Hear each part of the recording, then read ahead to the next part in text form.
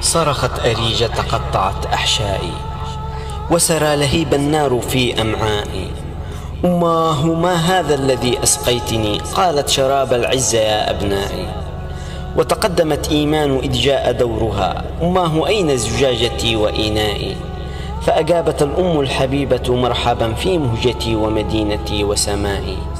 نامي جواري يا أريج ورددي يوم الرحيل قصيدتي وحدائي.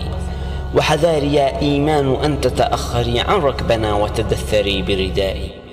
فالموت أرحم من جوار أقارب كعقارب وثعالب سوداء. لا تنظري لديار قوم غرهم ضعف الضعيف وذلة الفقراء. فلقد سئمنا العيش بين معاشر لم يأبهوا لتوسلي ورجائي.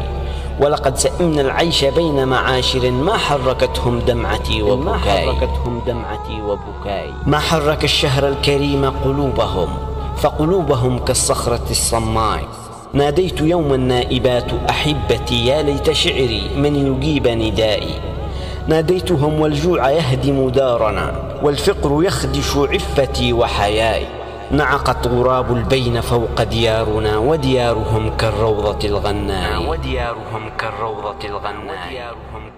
قومي بأصناف الطعام تسحروا وتسامروا في ليلة ليلاء.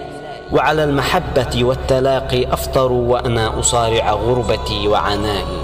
فارقتهم وعشقت قوما لم أجد في دارهم متملقا ومرائي.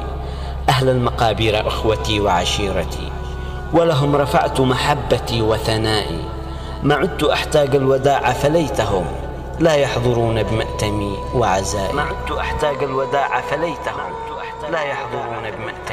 وعزائي.